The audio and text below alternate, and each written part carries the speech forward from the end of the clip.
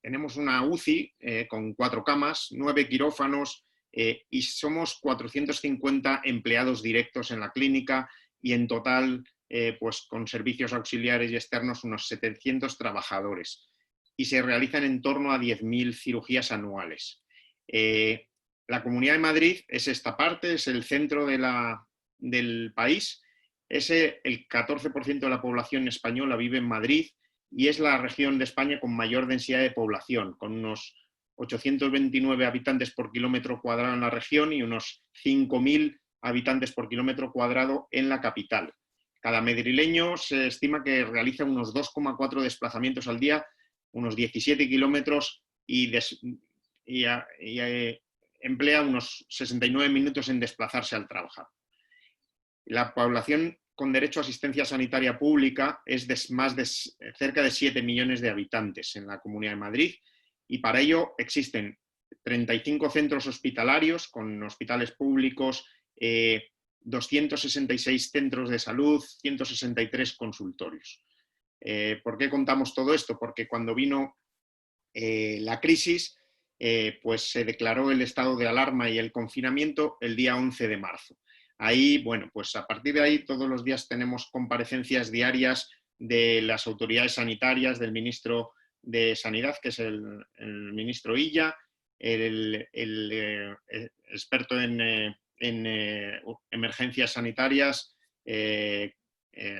doctor Simón, y el presidente del gobierno que bueno, pues comparecen periódicamente para informarnos de la situación.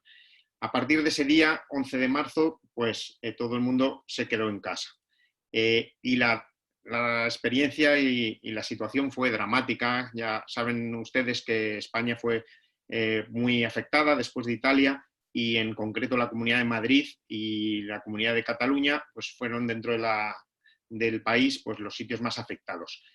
Hasta tal punto que se tuvo que emplear montar un hospital de campaña, que se montó en un tiempo récord y fue famoso, no sé si les llegó ahí, se montó en un centro de convenciones muy grande con muchos pabellones y bueno, empezó siendo un rudimento y finalmente llegaron a ingresar y pasar por estas instalaciones 3.700 pacientes, como descarga de los hospitales que estaban realmente absolutamente saturados. También hubo pues, episodios dramáticos y sigue habiendo, pero en los que ya ni siquiera pues, había sitio para poder alojar a los cadáveres. Se tuvieron que instalar una pista de hielo, que por cierto está cerca de mi domicilio, para poder atender y alojar a los cadáveres de, bueno, pues una tragedia que bueno, ustedes pues no sé si están en esa situación, realmente terrible. En el tema que nos ocupa, que es la cirugía electiva en pacientes en esta era, pues sabemos y se supo, pues bueno, todo esto hemos ido aprendiendo todos con la epidemia, que cuando se realiza cirugía programada en pacientes COVID, incluso aunque no se sepa en ese momento que son pacientes que están infectados, la tasa de complicaciones es muy alta, hasta un 20% de mortalidad y un 44% tuvieron que ingresar en UCI en este estudio sobre 34 pacientes en diferentes hospitales en China, lo cual, bueno, pues al principio no se sabía, pero realmente, pues bueno, pues empezaron a aflorar este tipo de trabajos y de alguna manera tiene todo el sentido que si tú estás operando a un paciente que está pasando ya sea esta neumonía o cualquier situación de enfermedad grave, como puede ser una neumonía de otras bacterias, pues no es el momento de operar a un paciente. El problema es que los pacientes pueden estar infectados y no tener manifestaciones clínicas hasta un poco más tarde, con lo cual, digamos, hay un periodo ventana en el que puede haber problemas graves. Por eso, en nuestra actividad programada se anuló completamente el 18 de marzo, bueno, se anuló en realidad antes y aquí ya se comunicó oficialmente en la que no íbamos a hacer absolutamente nada electivo a partir de esa fecha. Y es que en esos momentos, pues la situación en los hospitales de Madrid, nosotros mirábamos diariamente todas estas tablas, en las que veíamos, pues nos fijaban mucho en el número de pacientes ingresados, en el número de pacientes que estaban en las UCIs de los diferentes hospitales de Madrid, en el número de muertos diarios.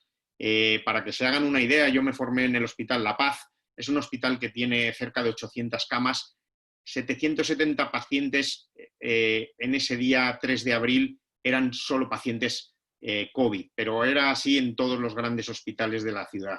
En el Ramón y Cajal, en el 12 de octubre, digamos que el 90% de los pacientes que estaban ingresados era por neumonía, y la ocupación de las UBIs no es que estuviese al máximo, es que estaba triplicada en muchos casos, pues con ocupación de quirófanos, respiradores. Eso ya me han comentado que es lo mismo, está empezando a ser parecido en su país. En esos momentos faltaba de todo. Esta es una foto que tomé yo cuando fuimos a operar una urgencia en mi hospital, donde en los propios antiquirófanos estaban fabricando con sábanas plastificadas de quirófano, estaban haciendo trajes de protección individual porque no había, digamos, material. Era una situación realmente dramática, faltaba todo. Nosotros, afortunadamente, la curva empezó a bajar a partir del 1 de abril, del 2 de abril. Aquí vemos estas dos gráficas que eran en las que nos fijábamos, cómo iban ascendiendo los casos hasta ese pico que afortunadamente empezó a bajar, aunque de forma más lenta que cuando había subido, tanto de los pacientes que estaban ingresados en los hospitales como de los pacientes que estaban en las UCIs. Llegándose a ese pico exactamente el día 2 de abril, donde había en la Comunidad de Madrid 16.000 pacientes ingresados en los diferentes hospitales. Eso es prácticamente por encima del 100% de la capacidad hospitalaria o sea, se tuvieron que habilitar zonas de los hospitales que eran gimnasios, que eran sitios de rehabilitación, se pusieron camas en sitios donde no había camas, se habilitó el hospital de IFEMA. Realmente, pues la capacidad estaba absolutamente a punto de desbordar, vamos, digamos que desbordada. Los hospitales privados como el nuestro, a partir de que se declaró el estado de alarma, fueron, digamos, puestos a disposición por ley de las autoridades sanitarias y de la sanidad pública. Y se estima que el 20% de los pacientes de COVID de Madrid han sido tratados en hospitales privados como el nuestro. O sea, que aunque no seamos un hospital donde se atiende pacientes de medicina interna, pues nos tuvimos que reconvertir. Y esa reconversión pues lo reflejaron algunos periódicos, como el Marca, que es un periódico deportivo, y realmente pues nosotros hacemos cirugía pues limpia y en la que realmente nuestra tasa de complicaciones es muy baja, pero en aquellos 2 meses ha habido más fallecimientos en la Clínica Centro, como en todos los hospitales de Madrid, más que en los últimos 5 años. Estas son unas fotos, una secuencia, la voy a dejar pasar, simplemente de cómo nuestro hospital se reconvertió, cambió totalmente su aspecto, la manera de tener que atender a los pacientes, digo yo, disfraces, cada uno se ponía lo que tenía a mano, a su disposición para poder atender a los pacientes. Todos los protocolos empezaron a cambiar, los circuitos empezaron a diseñarse en un hospital que no tenía esos circuitos preestablecidos. Las UCIs se convirtieron únicamente para pacientes COVID. Nuestra UCI, que tenía 4 camas, llegó a tener 5, pero en la que todos los pacientes eran COVID, con una sala limpia para poder cambiarse. Y estos son nuestros héroes, los internistas. El doctor Gómez, que está a la izquierda, desafortunadamente fue infectado por COVID y estuvo muy, muy grave, tuviendo que ingresar en la UCI, y tuvo que hacerse cargo el doctor Manquillos, que aquí tienen en el centro, y nuestro jefe de urgencias, que es el doctor Furnón. A ellos les hicimos este homenaje porque realmente se convirtieron en nuestros grandes héroes de la atención a los pacientes COVID en ese momento.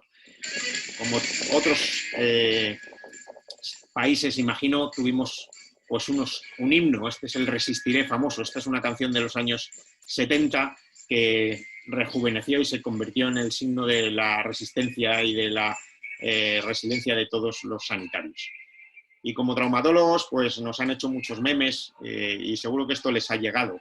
Realmente, pues nuestra participación ha sido menor, por supuesto, que la de todos los internistas en la colaboración de esta pandemia. Así que nos tuvimos que dedicar pues a otras actividades, desde pues, videoconsultas, atención a través de redes sociales, seminarios, webinars.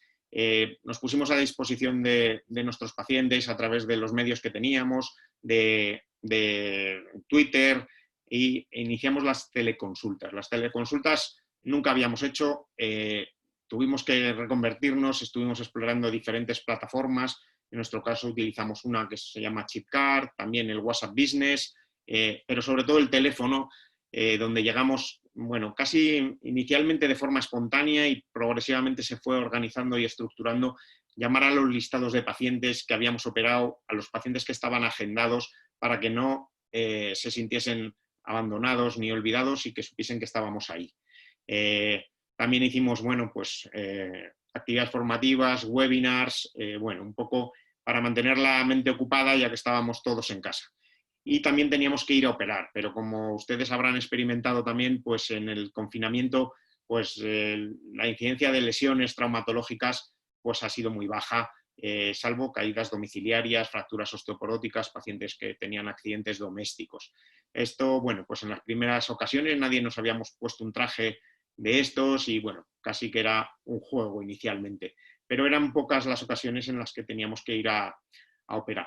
Sobre finales del mes de marzo empezamos a tener las primeras altas hospitalarias. En nuestro hospital se llegaron a tener como 70 pacientes ingresados con COVID, procedentes de derivaciones de hospitales públicos de la Seguridad Social, principalmente del sur de Madrid. La primera remesa de pacientes que vino fue un autobús, literalmente un autobús de 23 pacientes que vinieron del hospital de Fuenlabrada ingresando.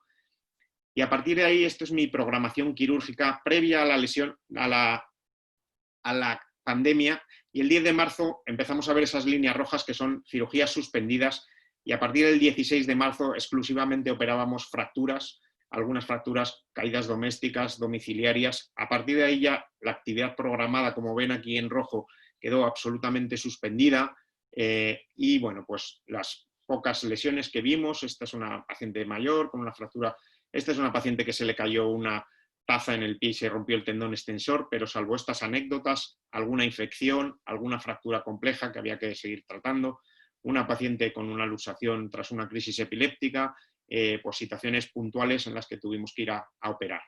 Solo hasta el 30 de abril no pudimos retomar inicialmente actividades menores, infiltraciones, y a partir del 12 de mayo, esto es 2 meses después del estado de alarma, empezamos a retomar nuestra agenda de cirugía programada. Esta ha sido nuestra experiencia en cuanto a... Lo que hay que decir es que en la Comunidad de Madrid, en los últimos 15 días, pues la situación ha mejorado mucho. Ya hemos pasado el pico hace más de 6 semanas. El famoso número reproductor básico de infección, el famoso R, está por debajo de 1 desde el día 30 de marzo, según el Ministerio de Sanidad. Hay que tener en cuenta que el 29% de los casos de COVID de nuestro país han sucedido en la Comunidad de Madrid, y en la actualidad se puede decir que el nivel de circulación del SARS-CoV-2 en la Comunidad de Madrid es de nivel bajo, con una incidencia acumulada por fecha de notificación en los últimos 14 días de 35 por 100.000 habitantes, aunque sigue siendo superior al conjunto de España, donde están en 20 por 100.000 habitantes. Esa desescalada pues ha sido progresiva y no igual en todos los territorios. Digamos que en la fase de desconfinamiento está produciéndose de forma gradual. Nosotros el lunes entramos en lo que se llama la fase 1. Y por eso nos empezamos a preparar a finales de abril, principios de mayo, donde, bueno, pues digamos los diferentes responsables de las diferentes áreas del hospital pues empezaron a elaborar todos los circuitos, a preparar la clínica para poder retomar la actividad. Eso lleva a un trabajo importante de organización, de coordinación. Hay que tener en cuenta que hay que tener plataformas para poder conectarse, para poder comunicarse, cuando muchos estamos en casa y realmente pues teníamos dificultad para comunicación. Las plataformas como Zoom o Teams pues las hemos utilizado. Los protocolos han circulado por todos lados. La parte de laboratorio ha sido fundamental. Ahí han visto a Francisco García, que es el responsable de los test. Afortunadamente, ahora estamos teniendo una capacidad de realizar test suficiente. Farmacia hospitalaria ha sido fundamental en la adquisición de todos los medicamentos que han escaseado, de los equipos, de las protecciones, de los guantes, de las mascarillas, y digamos cada estamento del hospital ha tenido que reinventarse. Nuestro jefe, el doctor Guillén, toda su familia ha tenido COVID. Afortunadamente él lo padeció de forma leve, pero su hija también estuvo ingresada, su mujer estuvo ingresada y bueno, la única satisfacción es que ahora está lleno de anticuerpos y está tomando el liderazgo en la desescalada de nuestro hospital. Para prepararnos, pues ha habido que realizar toda una serie de circuitos limpios, modificar muchos protocolos, bueno, pequeños gestos, pequeñas cosas. Hay que tener en cuenta que lo más importante de todo es que los protocolos sean claros, que los pacientes, pues las agendas de los médicos sean diferentes a como eran antes, en los circuitos de entrada de los pacientes en el hospital, las salas de espera, no puede haber acumulaciones, tenemos que guardar las distancias de seguridad y todo eso requiere una preparación. Cuando tuvimos el último paciente COVID ingresado, ahora verán en la fecha de despedida, pues se realizó una limpieza exhaustiva de todo el edificio, de todas las consultas, por parte de la unidad militar de emergencias que vino a nuestro hospital a realizar una desinfección completa de todas las salas, de todos los quirófanos, y bueno, pues eso pues nos ayudó a dar ciertas garantías de cara a la vuelta a la normalidad. Algunas cifras, estas son cifras de hoy mismo, esto está publicado en la web del Ministerio de Sanidad. Para poder volver a una cierta normalidad, tenemos que tener unos indicadores de calidad y de seguridad. A nivel de cada comunidad autónoma se estima que es fundamental tener un número mínimo de camas de hospital que se establecen unas 37 a 40 camas por cada 10.000 habitantes en el caso de camas de agudos y una reserva de camas de UCI de 1,5 a 2 por cada 10.000 habitantes. Y en este apartado la Comunidad de Madrid pues, ha recuperado su capacidad de atención a estos pacientes, teniendo en el momento actual, a fecha de hoy, unas 72 camas por 10.000 habitantes disponibles y en el caso de la UCI de 2,8. Son indicadores sanitarios que yo desconocía, pero que bueno, resultan fundamentales a la hora de poder hacer frente a posibles rebrotes, segundas olas. En este momento, a día de hoy, la ocupación de camas de agudos es de 11,4% y la ocupación de camas de críticos es del 30%. Y otro indicador importante es la capacidad de realizar test diarios. Y a día de hoy se estima que dentro de la Comunidad de Madrid la posibilidad de realizar test a la población en los casos sospechosos está en el 48,3% en atención primaria y de los pacientes hospitalizados que ingresan por su estado de salud lo requiere, se les puede realizar a todos los test, siendo la positividad en el día de hoy de un 5,1%. Es decir, ahora mismo muchos pacientes que ingresan con sospecha de COVID realmente pues solo un 5,1% pues resultan positivos. O sea que la tasa de positivos ha bajado mucho en las últimas 2 semanas. Con fecha 14 de mayo dimos de alta en nuestro hospital al último paciente COVID. Este paciente estuvo ingresado con nosotros durante 55 días, de los cuales 42 los pasó en la UCI. Y realmente, pues bueno, fue muy emocionante. Está el director médico, están todos los sanitarios que atendieron a este y a todos los pacientes. Y eso fue hace 2 semanas, donde tuvimos el hospital realmente completamente limpio y estuvimos en condiciones de poder reasumir la cirugía electiva. Para eso, ¿qué requisitos necesitamos? Necesitamos unos requisitos de seguridad, necesitamos unos instrumentos, necesitamos unos protocolos, necesitamos un consentimiento específico que tengo aquí, por si quieren que lo compartamos. El Ministerio de Sanidad publicó con fecha 16 de mayo un escenario de condiciones necesarias para esa desescalada y cuáles son los requisitos para retomar la actividad programada. Esos requisitos requieren, por un lado, la situación de la comunidad en la que se ubica ese hospital, que esté ya en una fase que permita una cierta desescalada. Por otro lado, del centro hospitalario en el que se desea retomar esa actividad programada, en la que hay diferentes niveles de alerta, y realmente hasta los niveles 2 y 1 pues es casi inviable retomar ninguna actividad programada. Y eso implica que el porcentaje de pacientes COVID hospitalizados y en la UCI sea menor a un 20%, si tienes un porcentaje de pacientes ingresados en el hospital o en la UCI por encima del 30%, es muy difícil poder establecer unos circuitos limpios en un hospital, sobre todo que no tenga la capacidad de aislar o separar completamente los diferentes escenarios.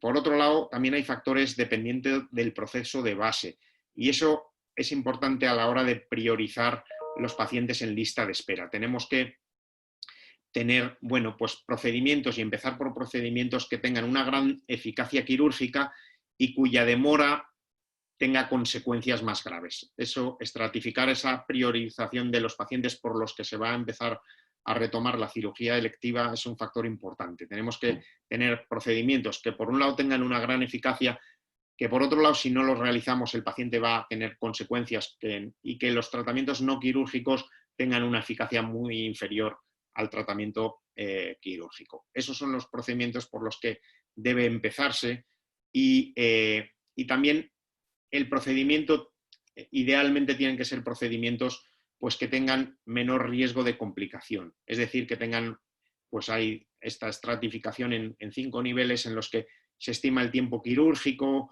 se estima la duración prevista del ingreso hospitalario, la probabilidad de necesitar UCI después del procedimiento, las pérdidas hemáticas, y todo eso permite estratificar en 5 niveles los pacientes para intentar retomar la actividad electiva por las cirugías que tengan menos riesgo de complicación. Por otro lado, en los factores que dependen del paciente y de su estado general, tenemos también, y como hemos visto todos y seguramente ustedes también, pues el riesgo de complicaciones es mayor en pacientes que tienen comorbilidades fundamentalmente respiratorias, diabetes, enfermedades cardiovasculares y sobre todo los pacientes que tienen obesidad y enfermedades consultivas graves o de base. También la edad es un factor, está claro que los pacientes, pues en España, no recuerdo exactamente el dato, pero creo que por encima del 80% de los fallecimientos sucedieron en pacientes por encima de 65 años. Por lo tanto, pues no todos los pacientes tienen el mismo riesgo y eso lo tenemos que tener muy en cuenta. ¿Cómo ponemos todos en conjunto? Pues bueno, a veces hay un comité para poder hacer esa evaluación. Nosotros en nuestro hospital, básicamente, pues lo más importante es que tengamos un criterio de utilidad de la cirugía, de beneficio y seguridad del paciente, sobre todo para no poner en riesgo con cirugía electiva pues ningún paciente que pueda tener un alto riesgo quirúrgico.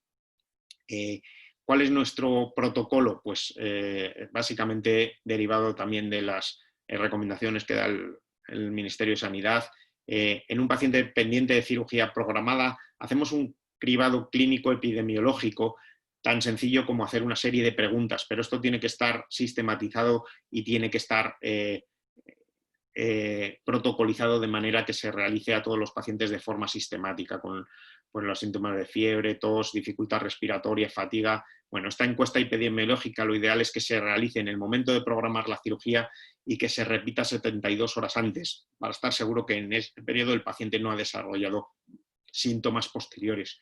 Y cuando estamos seguros de que no hay una sospecha de infección, pues se le va a hacer una PCR. Y esa PCR nasofaringea se tiene que hacer no con más tiempo de 72 horas, porque, digamos, en ese periodo, si no, el paciente puede infectarse a posteriori.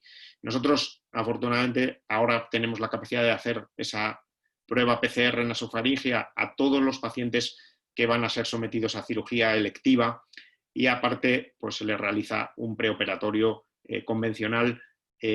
No estamos realizando TAC torácico de forma sistemática a toda la cirugía programada, salvo que existan factores de riesgo o sospecha de infección en cuyo caso pues sí se hace. También depende del procedimiento quirúrgico, pero lo que sí estamos realizando de forma sistemática es una PCR. Y así les digo que desde que empezamos nuestra cirugía electiva hace 2 semanas prácticamente, pues en los primeros días hubo un cierto número de anulaciones por PCRs positivas en pacientes que no tenían síntomas de infección.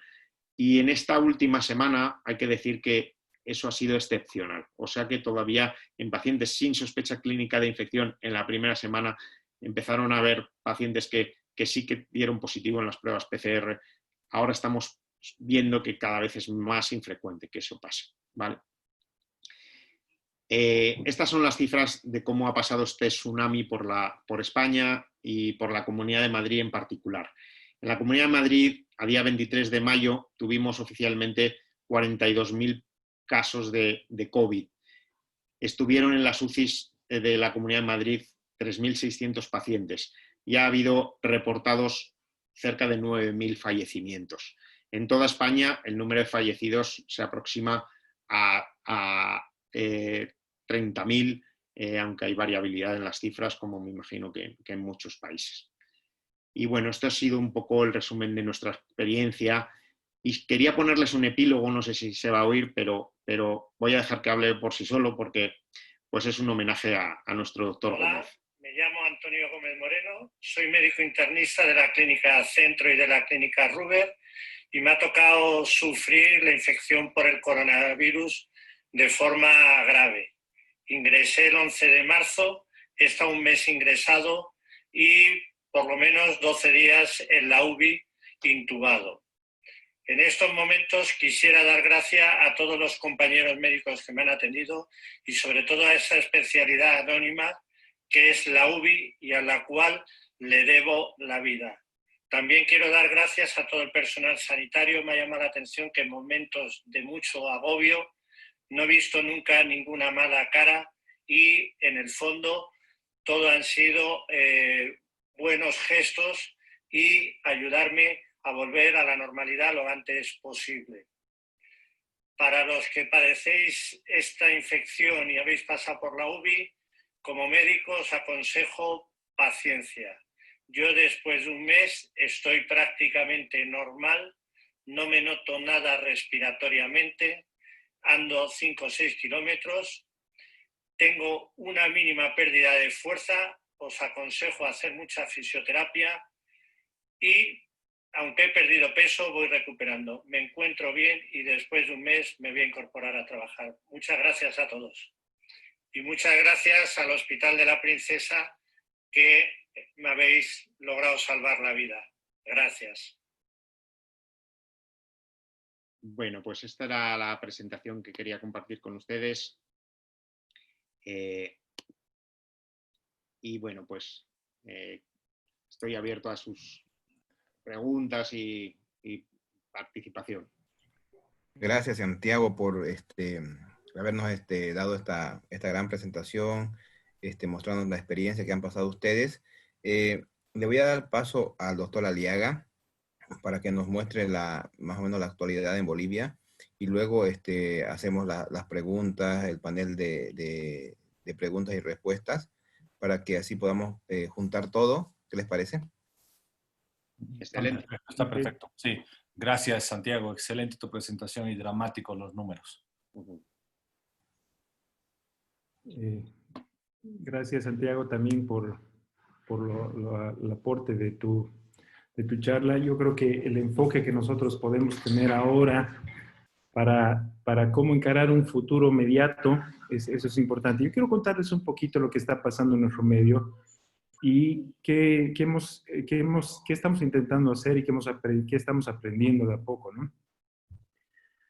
En nuestro medio, el primer caso de coronavirus fue el 10 de marzo, que llegaron 2 casos importados, uno de Italia y uno de Europa, 2 señores, que una vino a Santa Cruz y otra fue a Oruro, ¿ya? Y nosotros comenzamos a tener el gobierno actuó muy rápido y comenzó a haber una cuarentena desde muy temprano. Entonces, yo creo que eso ha conseguido que nuestra curva se aplane, ¿ya? Lo bueno de esto es que no ha habido una exponencialidad de casos y casos graves como ustedes han tenido.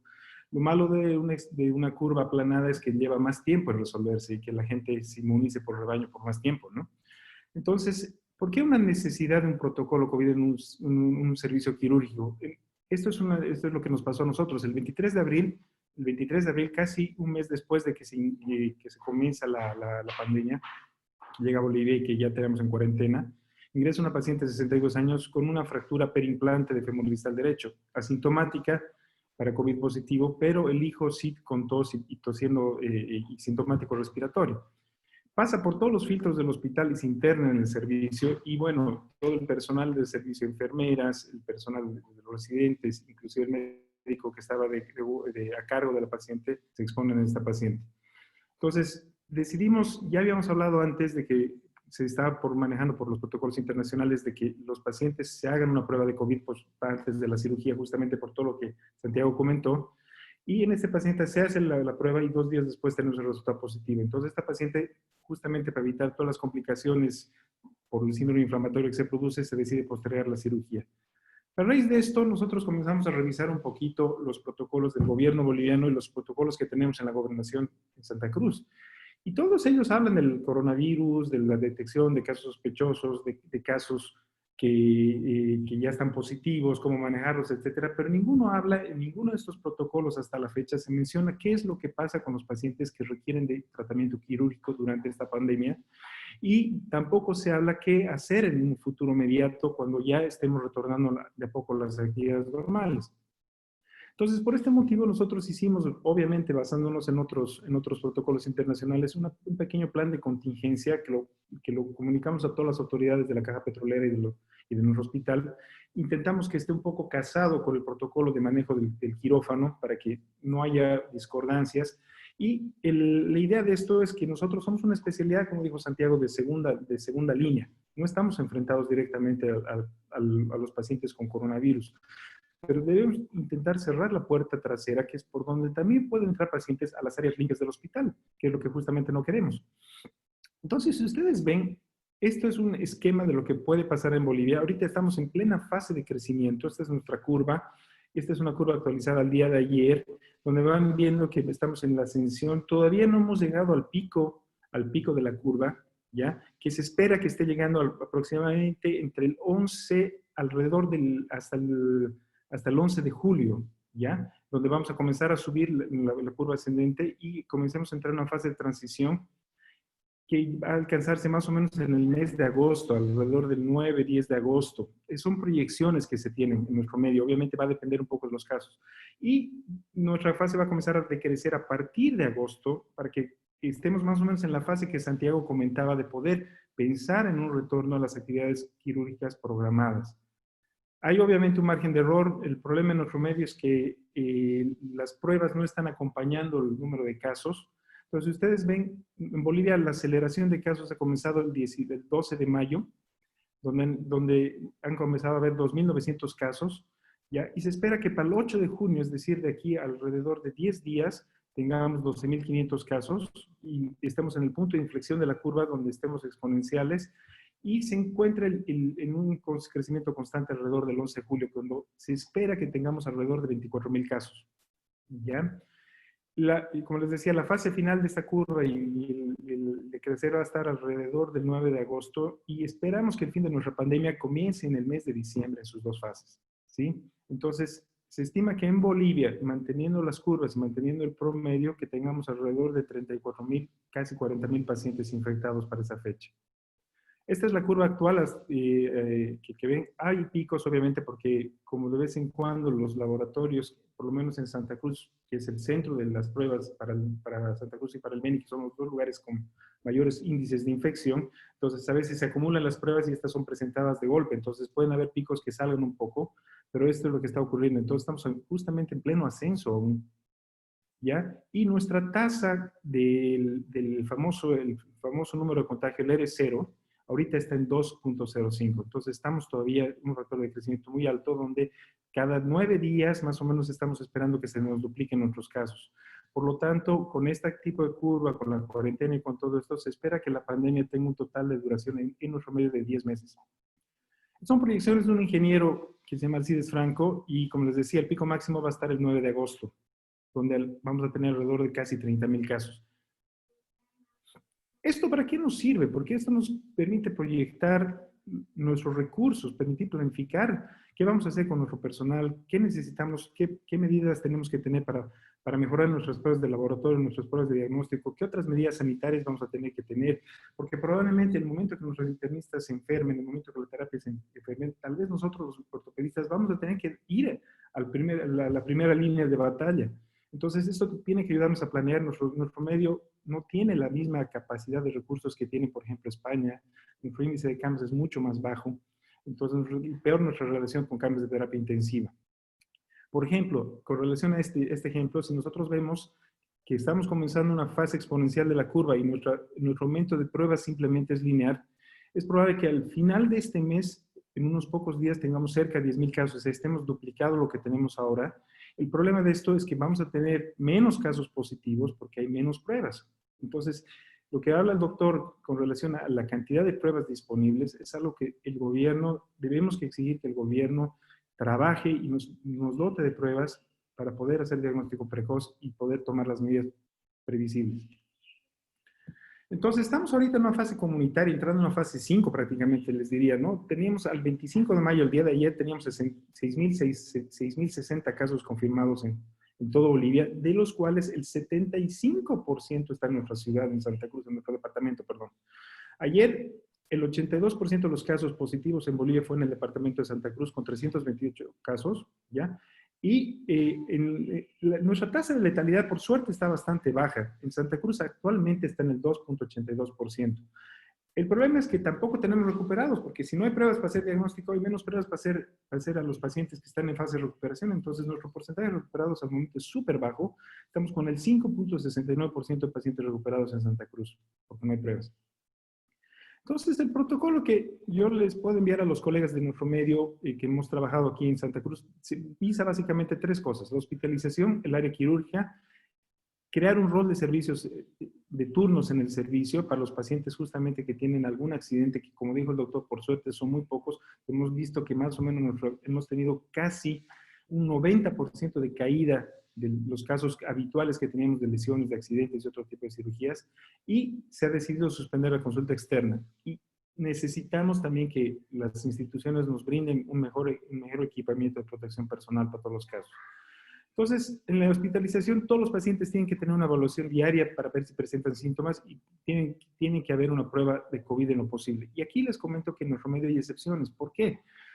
El 16 de mayo llega este niño con una fractura Garland 3, está sintomático de COVID, se interna ese mismo día y se solicita la prueba. Pero no hay pruebas en el hospital y la prueba privada, o sea, pagando el propio paciente, tenía espacio para ser realizada recién para el 21 de mayo, o sea, es decir, casi 5 días después. Entonces, tuvimos que tratarlo como un paciente coronavirus positivo, entonces tomar todas las medidas, ¿ya? Y llevarlo a cirugía el 18 de mayo con toda la protección posible, como si fuera un paciente coronavirus positivo. El hospital tiene, la caja petrolera hoy en día tiene 250 camas aproximadamente.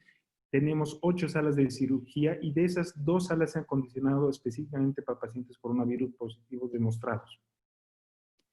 Entonces, lo ideal es tener un área libre de COVID en el hospital, un área ya de COVID que tenemos nosotros, todo el primer piso de la caja petrolera es un área de COVID y tenemos un área para pacientes sospechosos.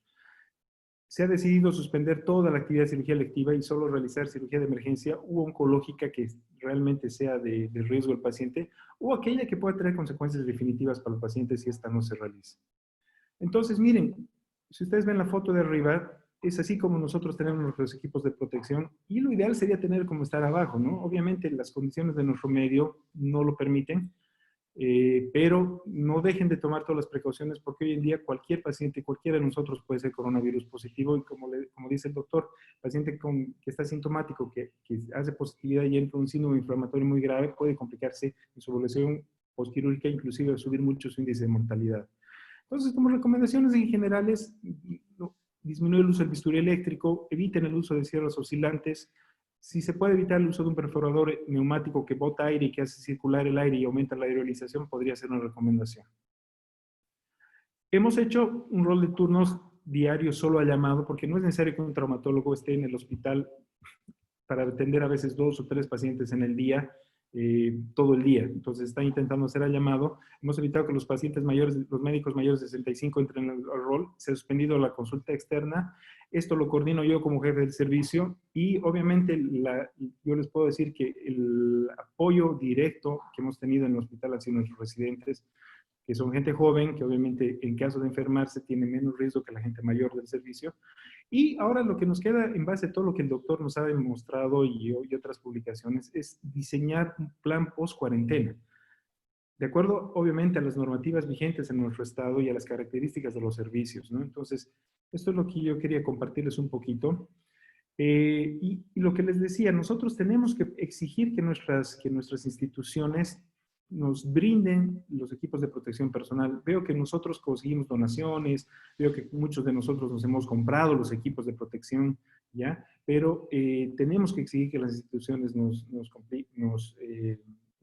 brinden toda esta protección. Esto fue uno de los motivos porque Paul me invitó, porque yo hice una denuncia pública en un chat de nuestra institución que después se hizo público y que expuso a la caja petrolera, y yo recibí una serie de llamadas y inclusive advertencias de por qué habíamos hecho nosotros una denuncia y que no estábamos protegiendo a la institución, cuando en realidad lo que la institución debe protegernos a nosotros y no al revés.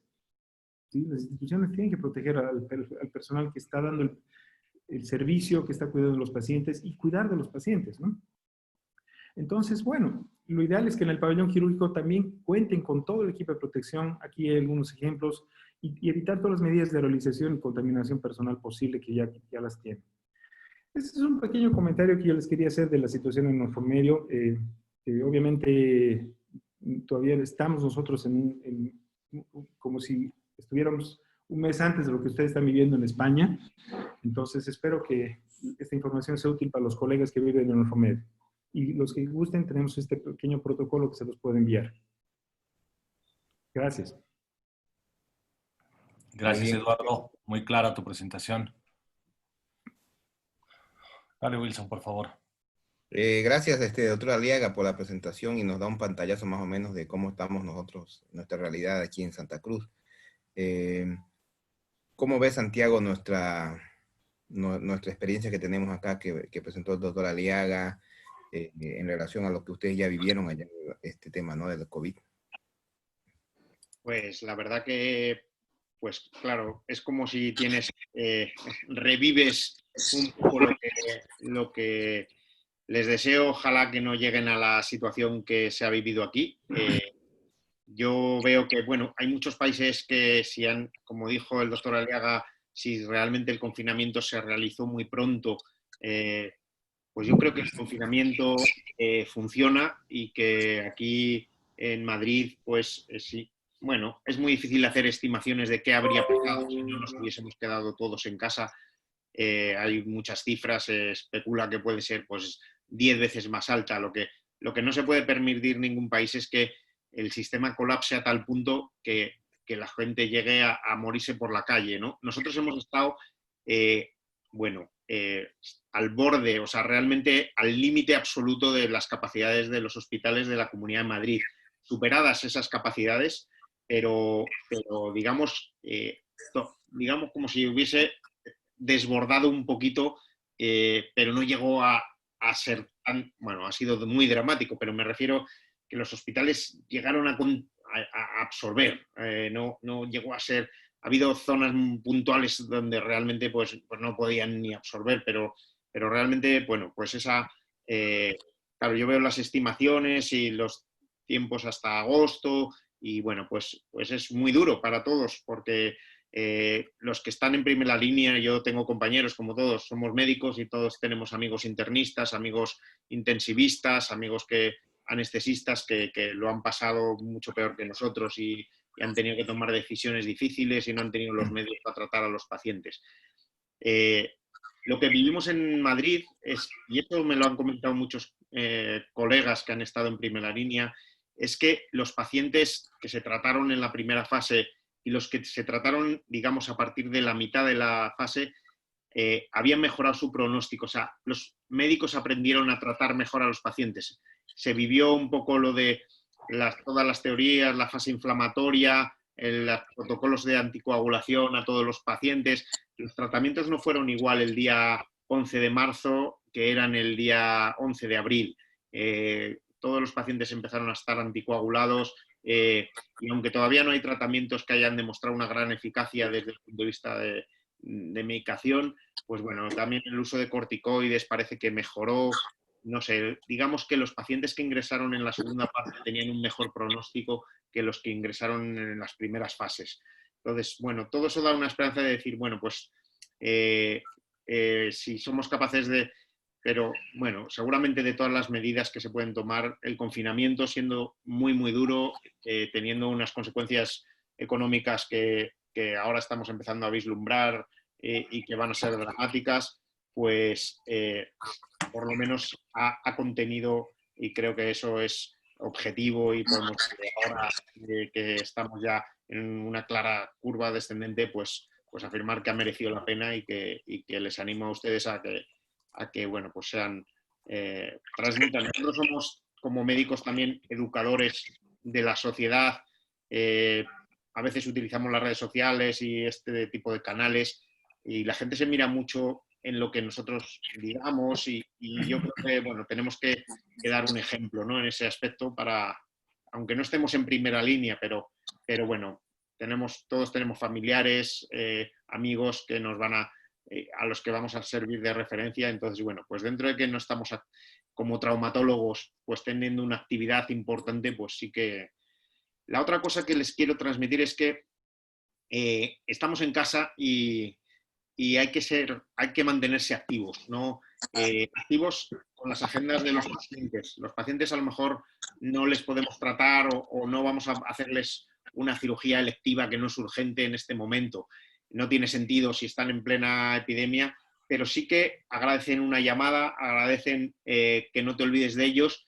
Algunos pacientes necesitan tratamiento y a veces hay que ir a hacer una fractura y hay que hacer una urgencia, pero no olvidarse del todo de los pacientes, tenerlos listados. Nosotros nos tardamos un poquito en reaccionar. Es verdad que en esta situación a veces falta liderazgo, todo el mundo está en casa y no sabes, y eso, por lo que me cuentan otros colegas en otros hospitales, ha sido muy universal, es decir, que siempre falta un líder que diga, y hay gente que da un paso adelante y hay que intentar organizarse. Organizarse es fundamental para que cada uno tenga una tarea y hay mucho trabajo que hacer, aunque uno esté en casa. Hay que organizar agendas, hay que preparar el hospital para la vuelta, hay que tratar de que la gente se mantenga activa y tenga un que hacer, no solo ya porque mentalmente, sino porque realmente hay mucho trabajo que hacer, aunque no lo parezca. Y esa parte también creo que es lo que toca. Seguro, por lo que yo entiendo que están ahora mismo, pues yo centraría mi atención en esa parte de no desatender a los pacientes, aunque estén en casa, de intentar organizar listados de pacientes para cuando se pueda retomar las agendas y que esa arrancada no sea demasiado retrasada, porque si lo dejamos todo abandonado, pues llegará un momento que el propio hospital, nuestro hospital ha tenido una situación muy grave de supervivencia. O sea, es un hospital privado donde 2 meses de parón de actividad total pues puede suponer un cierre de un hospital, o en 3 meses, si no hay ninguna actividad, pues puede ser que suponga un cierre. Entonces, por supuesto, la actividad hay que retomarla cuando se den condiciones de seguridad para los pacientes. Un condicionante económico no puede forzar a hacer cosas que no se pueden hacer en ese momento y hay que estar, por supuesto, atento a la situación de la epidemia y no se puede hacer cirugía electiva cuando tienes en un hospital un 50% de pacientes COVID, donde si el paciente va a ingresar se va a contagiar, eso es obvio. Pero para poder desescalar en el momento preciso y que esa reacción no sea tan retrasada, sí que hay que prepararse. Y para eso pues hay que revisar y hay que trabajar. O sea, hay muchas cosas que hacer mientras tanto.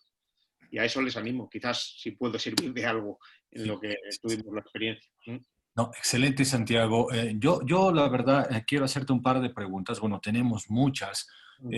Yo siento, y creo que es el sentir de todos, de que en Bolivia, igual que en Latinoamérica, estamos atrás en cuanto a la evolución. Ustedes están adelantados en cuanto a la evolución de la epidemia. Nosotros vamos a seguir, estamos siguiendo sus pasos. Ante eso, tú lo has dicho, acabas de decirlo muy claramente, que tenemos que prepararnos para en determinado momento volver. Los hospitales no pueden estar parados mucho tiempo, obviamente la emergencia está, pero cuando esto pase tenemos que volver. ¿Y qué nos sugieres tú en 2 frentes muy claros? Primero, la consulta, ¿cómo ustedes han planificado y cómo lo están haciendo para nosotros hacer lo mismo en cuanto a la consulta? primero virtual, lo están haciendo presencial, cómo están manejando. Y lo segundo, pasando esta epidemia, cómo están volviendo a la normalidad con los pacientes operados, programados para cirugía electiva. Y básicamente me refiero, por ejemplo, a los cuidados del cirujano, porque los cuidados del paciente están muy claros, es decir, ya están establecidos qué hacer, qué no hacer. Pero el cirujano, tú cuando entras ahora a quirófano, una cirugía electiva, si le estás empezando a hacer, ¿cómo te cuidas? ¿Cómo cuidas al personal que esté contigo? Es decir, dos panoramas quisiera que nos pintes muy claros de cómo nosotros poder programar esto a futuro ya inmediato. A nivel de consultas, lo primero nosotros teníamos unas agendas de hecho teníamos una lista de espera de consultas y afortunadamente tenemos una buena historia clínica electrónica que podemos consultar desde casa y teníamos pacientes citados ya de antes, ¿vale? Se cierra todo el hospital de golpe, de una semana para otra, y te encuentras que tenías 30 o 40 pacientes citados o 50 y no les vas a ver. Entonces, nadie te dice, llámales, porque les llamas y qué les vas a decir si no sabes si... Pero tú sabes, por ejemplo, ¿por qué empezamos? Empezamos por los pacientes que habíamos operado y que les tocaba rehabilitar y bueno, esos pacientes hay que llamarlos, no puedes... es por los que tenéis que empezar. Esos pacientes no pueden sentirse que les operaste y ya no existes y tienen que buscarse la vida, necesitan un apoyo. Y esos pacientes son los primeros a que retomar la actividad. Los siguientes pacientes son los que a lo mejor operaste hace más tiempo. Puedes revisar la agenda de los que operaste más tiempo atrás. Solo una llamada telefónica, eso vale. Luego están los pacientes, pues bueno, que también hay una campaña de que los pacientes que les pase algo importante, que tienen que saber que el hospital, por lo menos las urgencias siguen abiertas, pero tampoco hay que fomentar las consultas que no sean urgentes. No puedes llamar a los pacientes que vayan como si no pasase nada, porque sería contraproducente. Entonces, es cuando empezamos a valorar un poco las videoconsultas. Estuvimos explorando diferentes plataformas, al final nos quedamos con dos, una se llama ChipCar, que permite... Nosotros tenemos mucha población mayor, con lo cual hacer videoconsultas con pacientes por encima de 70 años es complicado. Al final, muchos de nosotros, basados en la experiencia de una pediatra que lo había utilizado, nos instalamos el WhatsApp Business, que te permite pues establecer horarios, tener una segunda línea telefónica en tu propio teléfono y bueno, pues eso sí que lo tiene todo el mundo y al final funcionó, pudimos llamar. Hay cuestiones de seguridades y confidencialidad, pues bueno, tienes que tener todas las garantías, pero bueno, es un sistema encriptado y que utilizamos exclusivamente para comunicarnos por vídeo. Siempre el paciente agradece mejor una videoconsulta que una consulta telefónica. Y luego la historia clínica, pues seguimos utilizando la historia clínica electrónica. Y eso ha funcionado y, vamos, mi experiencia, por ejemplo, en mi caso, yo he llamado durante esta epidemia a 240 pacientes.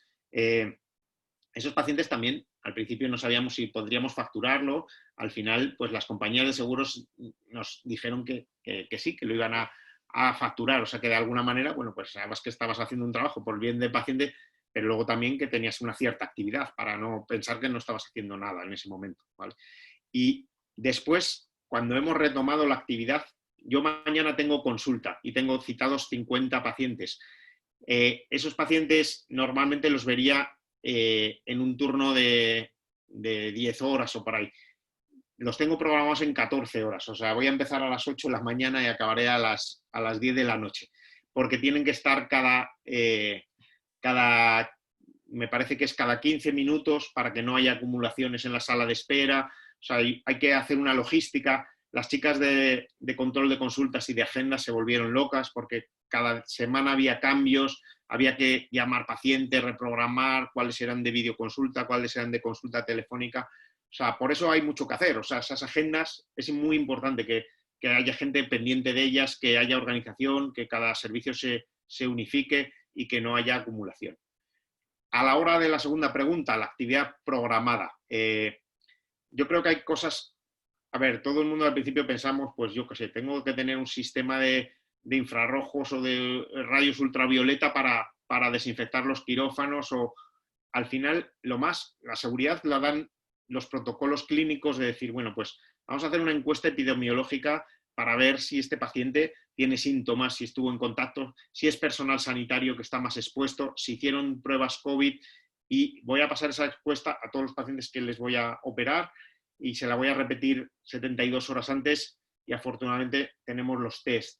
Con todo eso sabemos que vamos a tener un porcentaje de pacientes que van a ser falsos negativos que aún así van a estar infectados. Pero bueno, tu seguridad es mayor.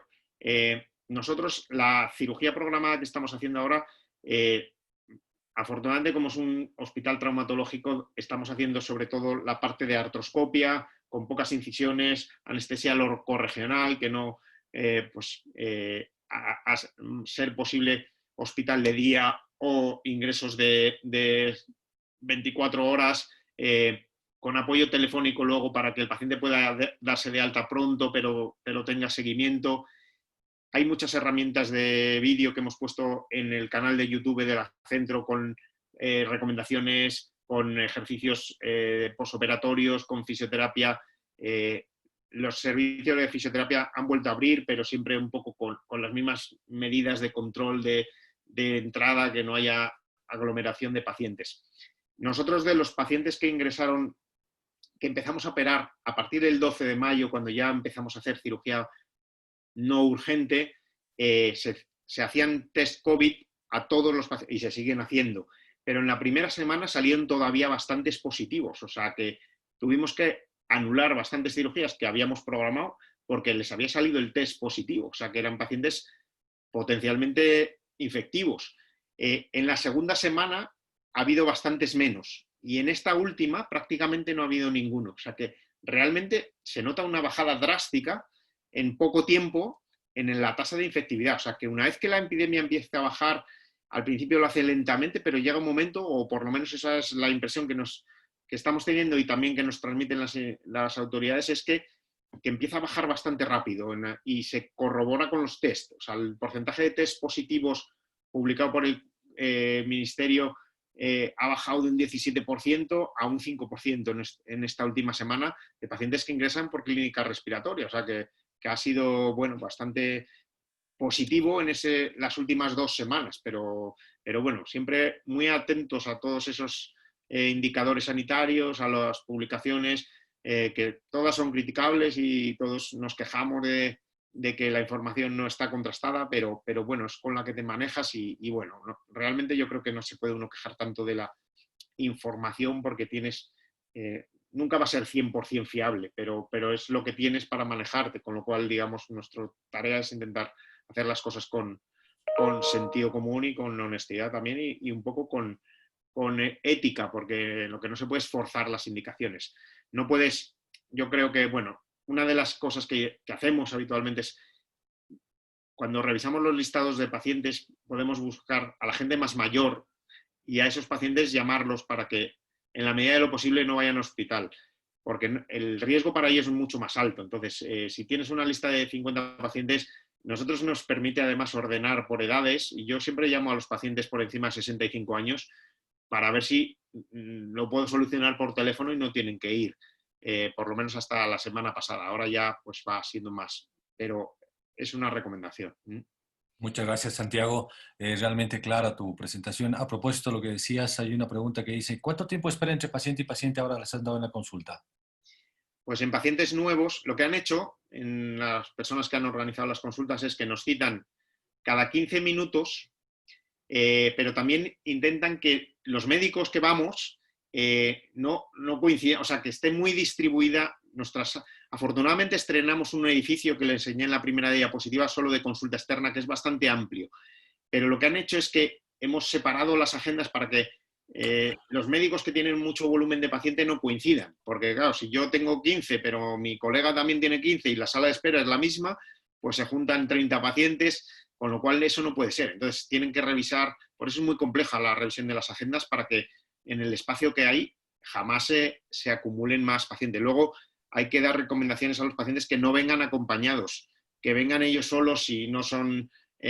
porque a veces venían pues 4 pacientes, 4 personas por cada paciente citado. Luego no se duplican las agendas. Bueno, nosotros era frecuente que, bueno, tienes tu agenda ya citada y te aparece uno y te forzaban y te duplicaban. Eso no puede ser. Las revisiones de operación que ahora nos toca las tenemos que poner en un turno aparte. O sea, lo que hay que hay que ser, digamos, paciente porque vas a tener consultas mucho más largas, con menos volumen de pacientes, vas a pasar más horas que tendrás que llevar la comida, porque además los restaurantes o los sitios para comer siguen cerrados, y vas a pasarte, yo mañana me voy a pasar 14 horas en el hospital para ver un número de pacientes que normalmente vería pues en 9 horas o en 8 horas. Eso es algo que tendremos que acostumbrarnos. Muy bien, muchas gracias, Santiago. El doctor René Aguirre, él es también parte del staff de la Caja Petrolera, un hospital de la Seguridad Social aquí en Bolivia. Quiere hacer algún par de preguntas. Y luego le pediría al doctor Cristian Lozano de Lima, Perú. Ellos tienen una cantidad muy grande de infectados, más que el nuestro, pese a que las realidades son muy parecidas, y nos gustaría también que nos dé su opinión en esto, porque, como decíamos, las condiciones hospitalarias y todo aquello son muy parecidas en nuestros dos países. Entonces, el doctor Aguirre está por ahí, y luego le pediría a Cristian, por favor. ¿Está René? Hola, René.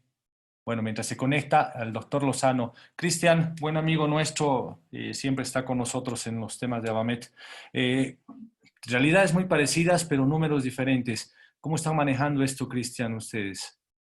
Hola, buenos días a todos. Hola, Paul, gracias por la invitación. Bueno, para ponernos un poco al tanto, al día de ayer teníamos 123.979 casos confirmados. Número de fallecidos, 3.629. Estamos con una tasa de letalidad de cerca del 3%. Y las pruebas que se están haciendo actualmente son tanto las moleculares como las pruebas rápidas.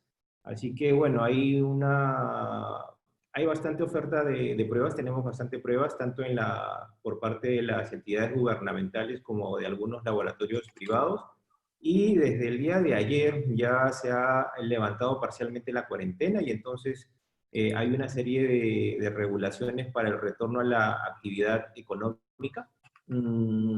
Todavía hay muchas restricciones para el tránsito vehicular. Felizmente los médicos tenemos libertad de movimiento, no hay problema en ese sentido. Pero en mi experiencia, tú sabes que yo trabajo en la práctica privada, en la parte pública los hospitales están prácticamente a tope de su capacidad, están prácticamente colapsados, gente haciendo cola por una evaluación o por una cama de hospital, y muchos de ellos con necesidades ya de ventilación mecánica. La cosa se está poniendo bastante dura por acá, por el país. Y sobre la parte del retorno a la actividad de la consulta ambulatoria, en realidad nosotros como servicio no hemos parado en ningún momento desde que se dictó el estado de emergencia y la cuarentena, que fue a partir del 15 de marzo.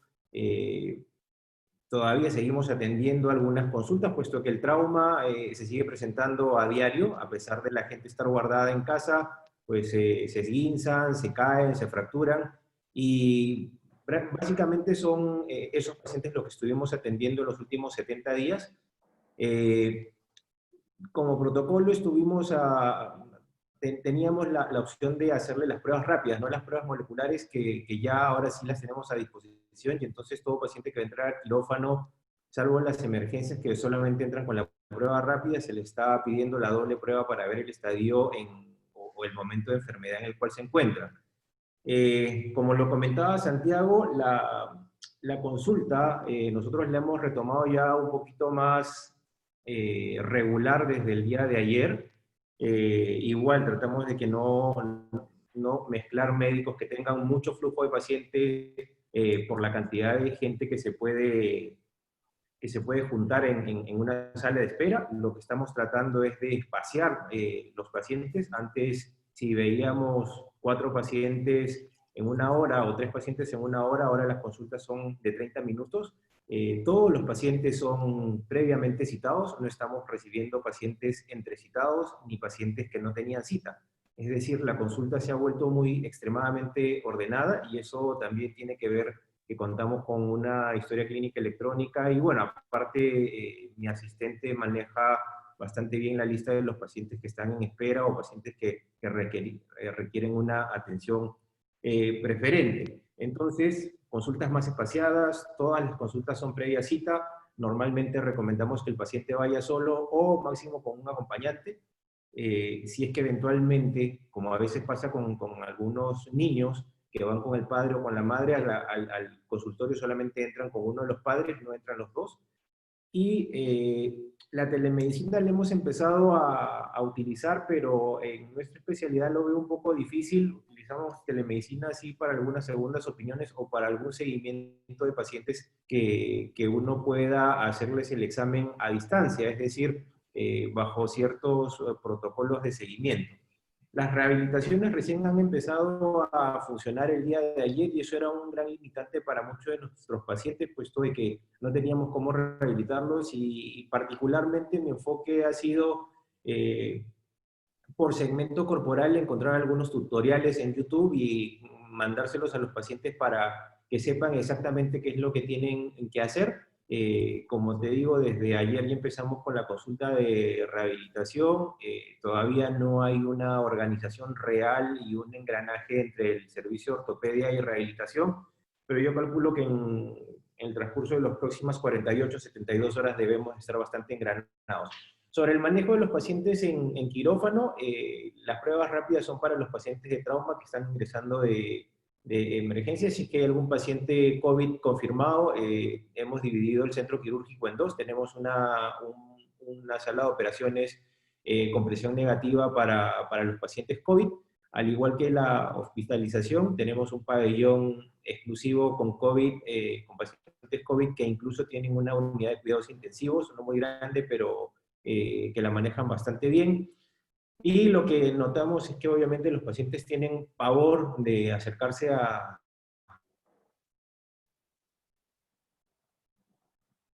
si es que no tienen COVID. Entonces, muchos de estos pacientes resolvemos las inquietudes o las preguntas vía telefónica o por telemedicina. No sé, creo que ya pues hablamos de la consulta, la telemedicina, luego de la rehabilitación, y bueno, y lo que hablaba Santiago, igual nosotros estamos tratando de evitar en quirófano el uso de motores neumáticos, utilizamos eminentemente motores eléctricos, tratando de evitar la aerosolización, puesto que pues en la cirugía de trauma, pues como te explico, no estamos haciendo moleculares, estuvimos haciendo pruebas rápidas. Esperemos que, bueno, ya estamos con mayor disponibilidad de ambas pruebas, pero igual demoran, entonces tratamos a los pacientes como potenciales COVID en todos los escenarios. Bueno. Cristian, muchas gracias, muy clara tu participación. Está René. René, Hola. quería hacer un comentario. René, buen día, gracias. Bueno, gracias. Gracias, doctor Lozano, doctor Santiago Cruz, un saludo desde acá. Bueno, ¿me escuchan? Disculpe. Sí, perfecto, René. Doctor Santiago, quería ver dos preguntitas, igual al doctor Lozano, dos preguntas. Respecto a si existe dentro de los protocolos para los pacientes COVID que son asintomáticos, en los cuales se le hace las dos pruebas previas a realizar la intervención quirúrgica, ¿ya? Si existe algo más que ustedes estén realizando allá para tener el cuidado necesario de no haber una contaminación del equipo quirúrgico, de los quirófanos que seguramente están capacitados para eso. Esa es una pregunta. Y la otra pregunta es respecto a los procedimientos que se realizan en emergencia. O sea, no a la parte quirúrgica, sino reducción de fracturas, colocaciones de yesos, los cuales son procedimientos y que uno no los tiene tan en cuenta porque no le vas a realizar una prueba del COVID al paciente por un esguince de tobillo o por una fractura de tobillo sin desmal en el cual le decís le voy a poner una bota de yeso. ¿Cómo están procediendo con respecto a esto? A ver, nosotros tenemos, bueno, dos escenarios. Uno, la cirugía electiva y otra, las urgencias. Las urgencias, el paciente viene y, bueno, puede tener sintomatología respiratoria o clínica de tener una infección o no. Esos pacientes, si necesitan ingreso, o sea, tenemos un protocolo en urgencias. El paciente viene a urgencias por un motivo traumatológico. Hay que tener en cuenta que en nuestro hospital en concreto no tenemos nada más que urgencias de traumatología, no hay urgencias de cirugía, de medicina interna. Si el paciente se ha roto la cadera y viene a urgencias, en la puerta le vamos a preguntar si hacemos un screening epidemiológico de COVID, si ha tenido tos, fiebre, contacto, si le han hecho pruebas y tal. Si es que sí o hay dudas, va por un circuito que llamamos el limbo, es decir, el paciente le vamos a hacer una PCR, pero como va a tardar, bueno, últimamente está tardando solo, ya lo tenemos por la tarde, o sea, menos de 24 horas vamos a tener el resultado, pero en ese tiempo no puede estar paseándose por el hospital. Ese paciente tenemos una sala diseñada y una parte del hospital donde va a ir hasta que salga el resultado de la prueba. Y en esa parte del hospital, el personal que hay, las enfermeras que hay, no son las mismas que van a estar en la otra parte del hospital. No es solo ya el material, sino también el personal que le atiende. Hasta que salga la prueba. Si sale la prueba y es negativa, ingresa en la parte de hospitalización normal, no COVID. Y si es positiva, va a la planta de hospitalización COVID, que afortunadamente a día de hoy no tenemos ningún paciente, pero sabemos que va a llegar o llegará. Y ese paciente, cuando se opere de la cadera, nos tendremos que poner todo el EPI, la FP3 y la pantalla y todo. Y tenemos un quirófano destinado para eso. Idealmente lo vamos a operar un sábado. Si es una cirugía diferible, que no tiene que ser en el día, pues a lo mejor una cadera, pues intentaremos o bien al final de la sesión, porque después de la cirugía va a requerir el quirófano pues un lavado especial, un tiempo de limpieza diferente. Eso en caso de urgencias. En caso de cirugía electiva, si un paciente va un ligamento cruzado, un menisco, una artroscopia de hombro, sin síntomas en principio de COVID, pero le sale la PCR positiva, ese paciente no se opera hasta que tenga una PCR negativa, porque tiene un riesgo, o sea, está teniendo una neumonía o está incubando una neumonía. Ese paciente no se puede operar como no se operaría si tuviese pues una neumonía de cualquier otro, o una infección urinaria o cualquier otra enfermedad que está en curso. O sea, ese paciente hay que suspender esa cirugía programada hasta que se esté en condiciones, porque si no hay un riesgo alto para ese paciente. Ese es el circuito nuestro. O sea que a esa cirugía pues se va a suspender claramente hasta que, y si es una cirugía que no es nada urgente, pues...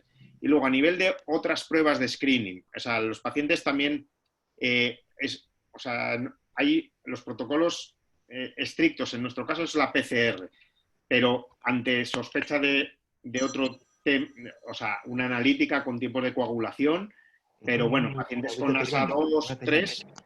tienen que tener también, pues bueno, pues los protocolos, o sea, los preparatorios que se harían riesgo. En principio, intentaríamos que no, bueno, pues cirugía de mucho riesgo todavía estamos teniendo, o sea, prótesis se están empezando a hacer, pero hemos empezado por artroscopia, pero bueno, los pacientes a lo mejor que haya pues dudas, se puede hacer un TAC.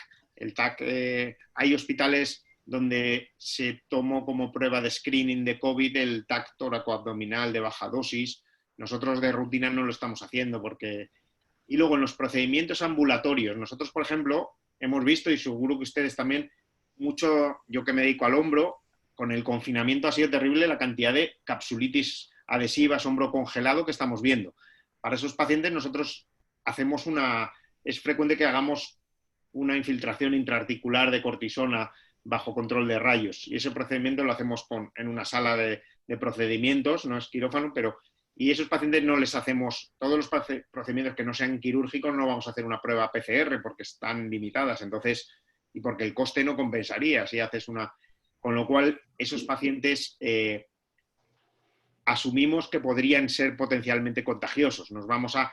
entonces, las infiltraciones pues las hacemos con condiciones de seguridad un poquito mayores que un procedimiento quirúrgico, a lo mejor en el que ya hemos hecho la prueba PCR y sabemos que es negativa.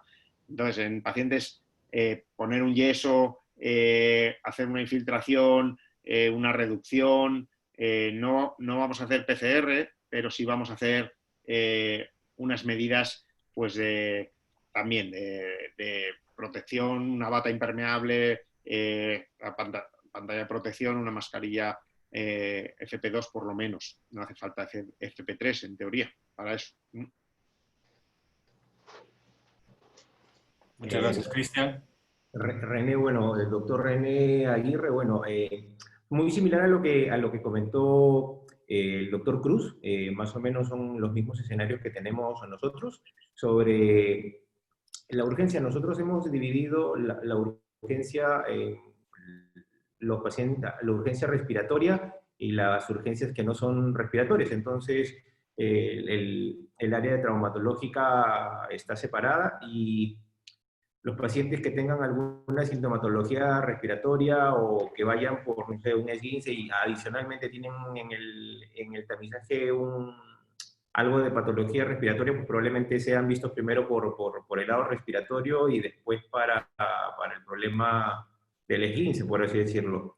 Igual las cirugías programadas, estamos empezando con PCR, es decir, las dos, hacer una combinación de las pruebas, tanto la PCR como las pruebas rápidas, y estamos usando muchas anestesias regionales y mucha cirugía ambulatoria, no estamos prácticamente hospitalizando los pacientes, algo que sean procedimientos grandes, gracias a Dios, y bueno, no hemos tenido, o particularmente no he tenido no sé si decirlo, suerte o desdicha de tener un paciente COVID con algún problema quirúrgico, y no he tenido necesidad de utilizar el quirófano para pacientes COVID hasta el día de hoy. ¿Es seguro que me va a tocar? Seguro que sí. Y bueno, yo creo que todas las medidas de protección del caso que ya las estamos implementando y van variando por algún tipo de publicación nueva que sale todos los días.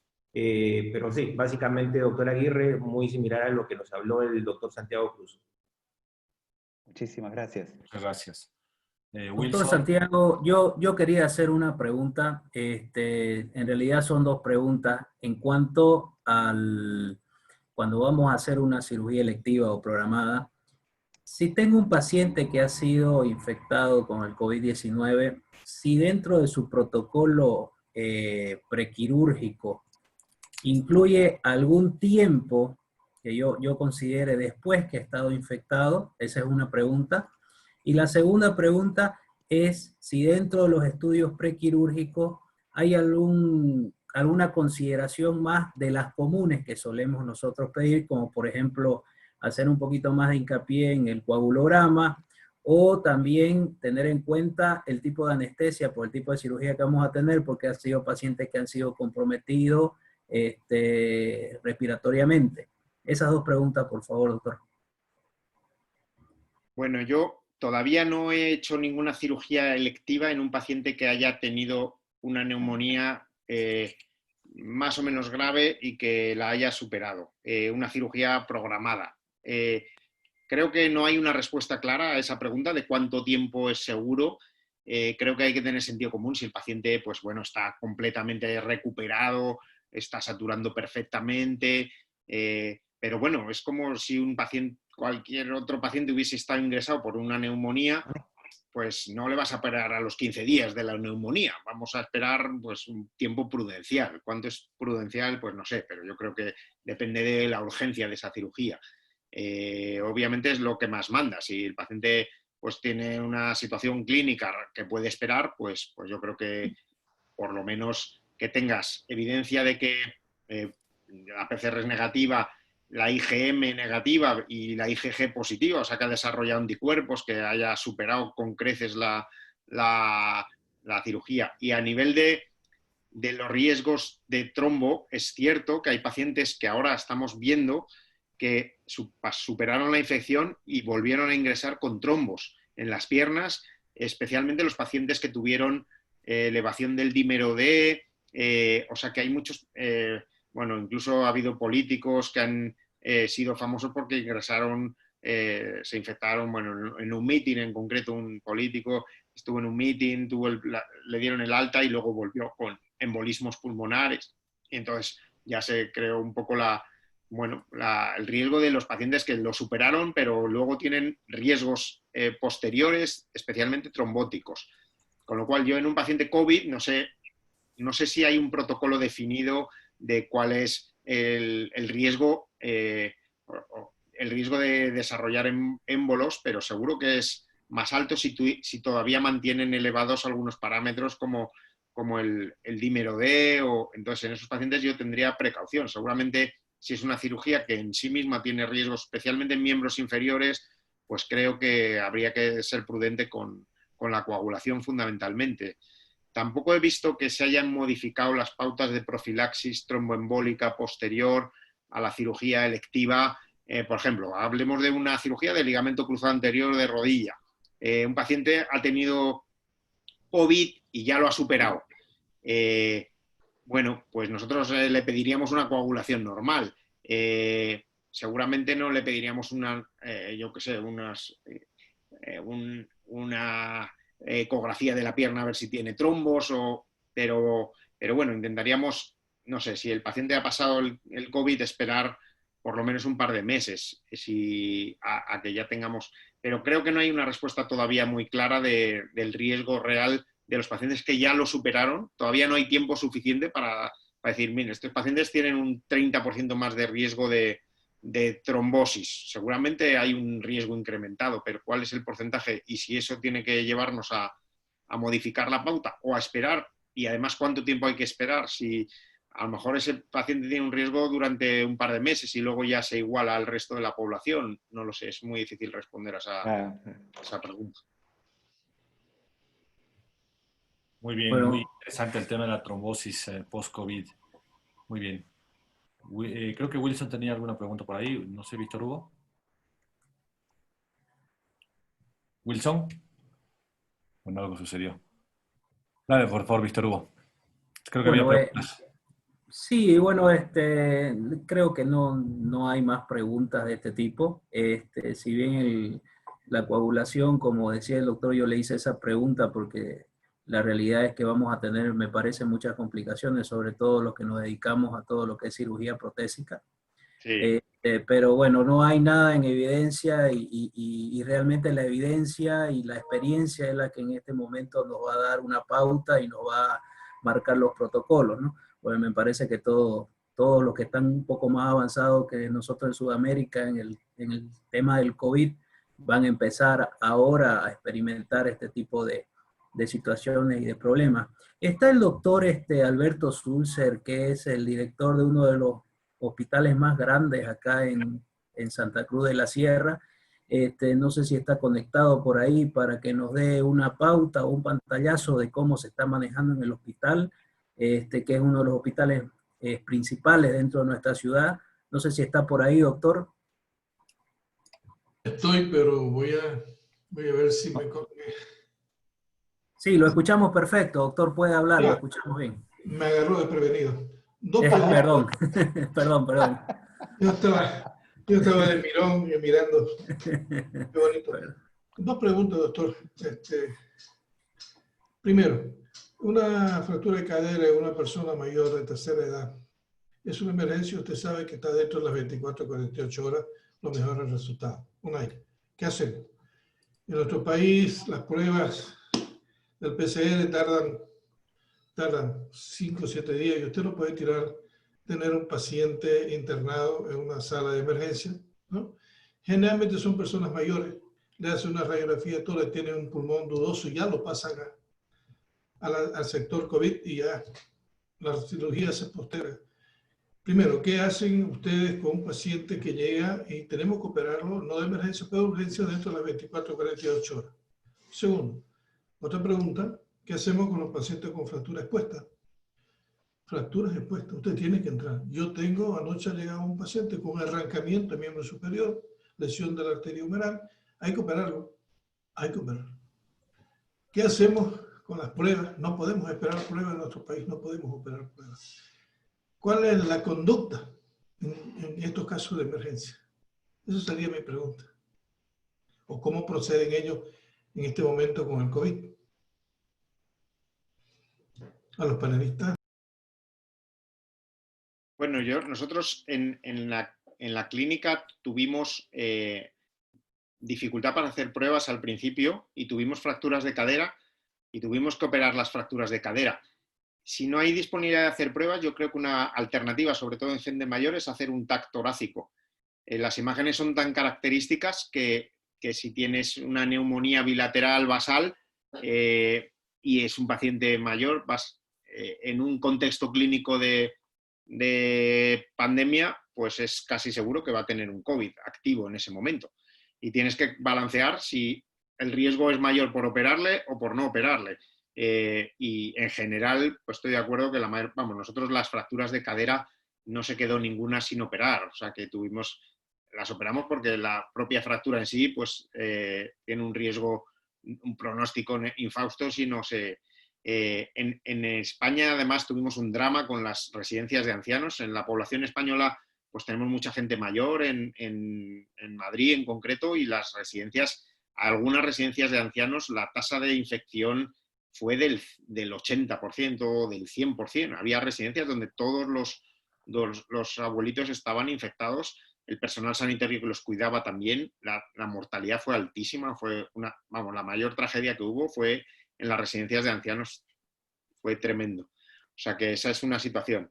Sin embargo, fracturas expuestas no hemos visto prácticamente. Vimos algunas lesiones de confinamiento, arrancamientos del bíceps de la gente que se ponía en casa a hacer gimnasia que no había hecho y se ponían a hacer planes de entrenamiento y cosas, y algunas roturas de bíceps distal. De repente vinieron 6.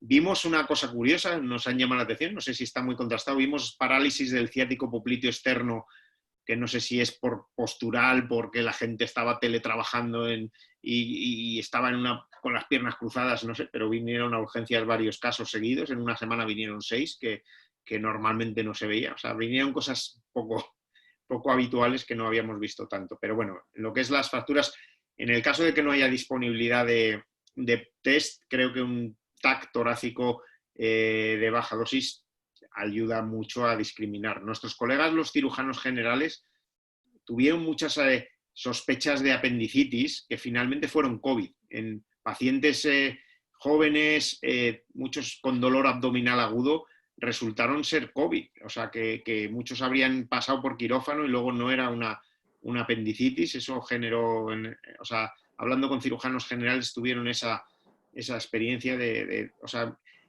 aunque el COVID era neumonía, había otras manifestaciones que fueron cardíacas. En pacientes con predisposición tuvieron miocarditis, hubo manifestaciones neurológicas, cutáneas también, de acrocianosis, de pruritos, de eritemas. O sea, ha habido unas manifestaciones diversas, especialmente en pacientes jóvenes. También se habló del síndrome de Kawasaki, de arritmia, patología variada. Yo no lo traté y no tengo, pero bueno, no solo es la neumonía. En el caso de los pacientes que están infectados puede haber otras manifestaciones a las que hay que estar alertas, porque pueden ser manifestaciones también de COVID. La anosmia pues era también un síntoma cuando un paciente, pues en un screening. De hecho, en los protocolos de screening también había que preguntar si el paciente había perdido el olfato. En un contexto de epidemia, pues eso era casi patognomónico de infección por COVID. Muchas gracias, doctor. La verdad que bastante clara la respuesta. No sé si el doctor Lozano quiere acotar algo acerca de la pregunta del doctor Sulzer sobre el manejo de, por ejemplo, pacientes, como dijo, fractura de cadera y una fractura expuesta. Me imagino, algo respondió, ¿no? Que tenían los test rápidos y ahora tenían disponibilidad de ambos test. No sé si quiere acotar algo, doctor Lozano. No, yo creo que las fracturas expuestas tampoco hemos tenido, porque en realidad la mayoría de personas han estado guardadas en casa por el tema de la cuarentena. Sí, algunos desgarros musculares, dolores, sí, de extremidades por ejercicios que antes la gente no hacía y que pues se le ocurrió empezar a hacer aprovechando la cuarentena, pero nada serio como fracturas expuestas. Sí, las caderas entraron las prótesis de cadera por fracturas, entraron a operarse con las pruebas rápidas. No les hicimos prueba tomográfica, solamente con una radiografía de pulmones. Después, algo que sí comentó el doctor Cruz era sobre los problemas trombóticos posteriores en los pacientes infectados. Y a colación, le pasó a un amigo muy, muy cercano, médico, empezó con distrés respiratorio, estuvo una semana hospitalizado, nunca estuvo intubado, fue dado de alta y a las 72 horas reingresó por un cuadro de un trombo enorme en la subclavia y tuvo que entrar a una trombolisis. Entonces, vemos que el problema de coagulopatías o problemas de vasculares posteriores a la infección son latentes, ¿no? Y están latentes en los pacientes. Así que yo creo que probablemente tengamos que después que empiece a pasar el tema de la pandemia, vamos a tener mucha gente que va a estar anticoagulada y probablemente los cirujanos ortopedistas, eso es algo que también tenemos que considerarlo bastante porque vamos a tener una población de pacientes anticoagulados bastante grande. Y como lo mencionaba, no respeta edades el virus. Este amigo tiene 35 años, sano, sin comorbilidades, y empezó con el distrés respiratorio y se complicó con una trombosis, un trombo en la subclavia. Ok, gracias, doctor Cristian. El doctor Aliaga creo que debería hablar algo. Sí, bueno, yo quería simplemente también acotar un poco en ese sentido. Las fracturas de cadera han sido ocurriendo básicamente casi en la misma intensidad, porque la gente mayor se sigue cayendo en sus domicilios, que es donde habitualmente se caen, ¿no? En sus hogares. Las otras fracturas también concordamos con los colegas que hemos visto 2 fracturas supracondiles en niños en nuestros 2 meses y medio, prácticamente fracturas expuestas. Ha llegado un caso al hospital en todo este tiempo, entonces hemos tenido tampoco una muy baja incidencia. Y concuerdo de que en nuestro medio la poca disponibilidad de pruebas te obliga a que todo paciente que necesita una cirugía y que digamos sea mayor, una fractura de cadera, las comorbilidades que van a acabar con la vida del paciente, que le van a complicar su evolución, son muy grandes. Entonces no puedes a veces darte el lujo de esperar que salga la prueba positiva y esperar más porque ese paciente se va a complicar. Entonces, si se pudiera hacer la tomografía o eventualmente tomar el riesgo, no es tomar el riesgo, sino que yo creo que poniendo en la balanza el riesgo-beneficio, el paciente va tomando todas las precauciones y tratando de considerar un paciente COVID positivo para que el personal en quirófano se cuide, no tiene que realizar la cirugía. Ok, gracias, doctor Aliaga. El doctor Sulzer quiere hablarnos. A ver, doctor, ¿está su micrófono desactivado? Sí, doctor. Luego, Amara, tiene también otra pregunta y pasamos. Ya está, ahora sí. Ya está. Hola. ¿Me escucha? Sí, doctor. Adelante, doctor. Ya. Una pregunta, la situación de nuestro país. Es que usted sabe que cada país tiene situaciones diferentes. Un caso lleva una fractura de cadera. Usted sabe que en nuestros hospitales atiende gente muy, muy pobre. Generalmente la gente pobre no se cae y va al hospital, generalmente se cae hasta que aparecen los hijos, los familiares, 2 o 3 días aparecen en el hospital. Al llegar al hospital se le hace una radiografía de tórax desde el punto de vista general, y esa radiografía de tórax ya tiene sus problemitas porque ya tiene 2 o 3 días, es entumible, y bueno, normalmente se interna en una situación normal. En la situación actual pasa exactamente lo mismo. Usted llega, el paciente llega después de 2 o 3 días porque ya aparecieron los familiares, aparecieron los hijos, pudieron trasladarlo, y llega al hospital, le hace una radiografía y la radiografía es sospechosa. Ese paciente, como es sospechosa, el servicio de emergencia está muy susceptible y para ello cualquier radiografía sospechosa, COVID. Lo pasa en el sector COVID, se le hace la prueba, lo tiene 4 o 5 días en el sector COVID, en la prueba se la hace en el momento de la internación. Cuando aparece la prueba, después de 4 o 5 días, negativo, pero ya estuvo 5 días en el sector COVID. ¿Qué hacemos? Esa es la realidad nuestra, de nuestro hospital. Si me puede responder.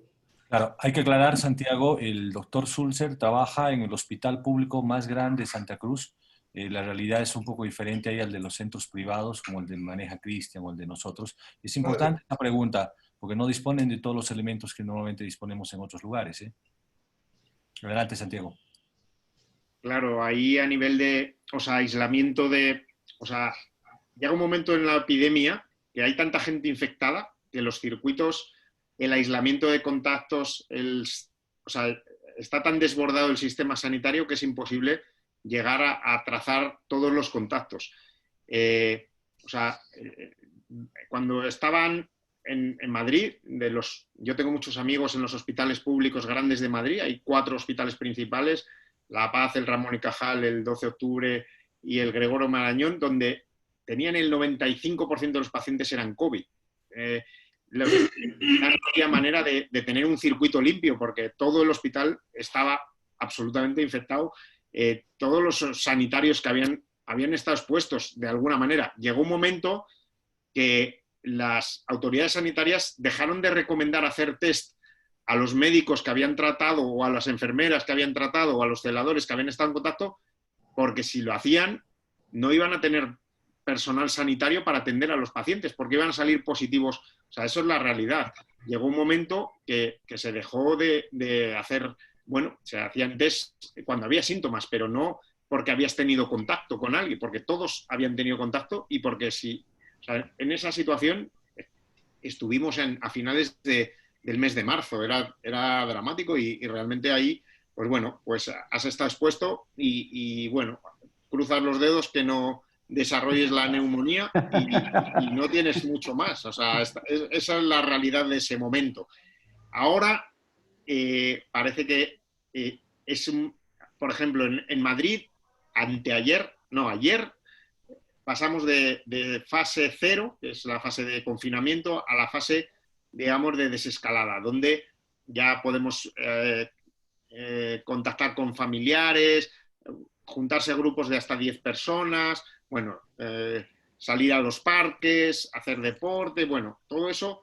Y luego para acceder a esas fases de desescalada que van variando, no es igual en todo el país, sino que según las provincias, pues hay que tener una serie de indicadores sanitarios. Uno de ellos ha sido la capacidad de hacer test, que tiene que ser suficiente, por lo menos a los casos sospechosos, y otro es la trazabilidad, o sea, que los sistemas de atención primaria sean suficientes como para poder, en caso de que haya un contacto, pues poder saber con quién estuvo, rastrear, han puesto personal para hacer eso, han puesto médicos y gente que pueda hacer encuestas, y bueno, eso lo han puesto en marcha. Cuando la tasa de infección era desconocida y absolutamente desbordada, no tiene sentido hacer esa trazabilidad. Eso es lo que hicieron en Corea en principio y sirvió muchísimo, pero porque todavía no se había desbordado. Una vez en un sistema ya en el que son incontables los casos, los contagios diarios, no puedes hacer esa trazabilidad. Con lo cual, bueno, en un hospital, si tienes el 50% de ingresados COVID, pues tendrás que intentar evitar al máximo pero va a ser muy difícil. Para poder hacer circuitos aislados ya tienes que tener un cierto control de la epidemia. A nosotros los sanitarios nos hicieron test, en nuestra institución nos han hecho test serológicos a todos, a partir de que empezamos a desescalar, y salimos menos positivos de los que pensábamos que íbamos a salir. En las pruebas de anticuerpos realmente pues no hubo tantos positivos como pensábamos que iban a salir, ni siquiera del personal sanitario que habían estado en contacto con pacientes COVID, de los médicos, enfermeras que habían estado en la UCI, de los intensivistas, salieron un 10% positivos que habían pasado la enfermedad asintomáticos, y los que no habíamos estado en primera línea, pues un 5%, fue más o menos. No sé si se vio, pues el doctor Gómez que les puse en el vídeo, pues fue nuestro caso, digamos, más grave, que era un internista que al principio de la epidemia estuvo gravísimo y ha estado contagiado, y en general en España me parece que han sido 70 sanitarios, contando médicos y enfermeras, los que han fallecido con esta epidemia. No es ninguna broma y hay que tener todas las precauciones. Cuando había HIV o cuando hay HIV, pues esos pacientes pues hay que operarlos si necesitan una operación, y hay que tener todas las precauciones para no... Entonces está, por un lado, el riesgo del paciente. Si un paciente está con una neumonía, tiene un riesgo alto de infectarse, de complicarse. Infectado ya está, lo que tiene riesgo es de morirse si le operas. Y tú que le vas a operar, tienes un riesgo alto de contagiarte, pero ese riesgo, si tienes las medidas de control de EPIs y de saber que ese paciente está contagiado, en realidad pues vas a tener en realidad no tan alto el riesgo. En los sanitarios que han estado expuestos no ha sido luego tan alto si han tenido las medidas de protección adecuadas. Y curiosamente, ahora que hemos empezado a hacer cirugía programada, me han sorprendido dos cosas. Una, los pacientes han tenido menos miedo del que yo esperaba a ir al hospital y volver a operarse. Eso me ha sorprendido a mí. Yo pensaba que después de todo esto los pacientes no se iban a querer operar hasta que pasase. Nunca hemos forzado una indicación, no hemos operado a alguien diciendo... pero me ha sorprendido que había menos miedo del que yo pensaba que iba a haber.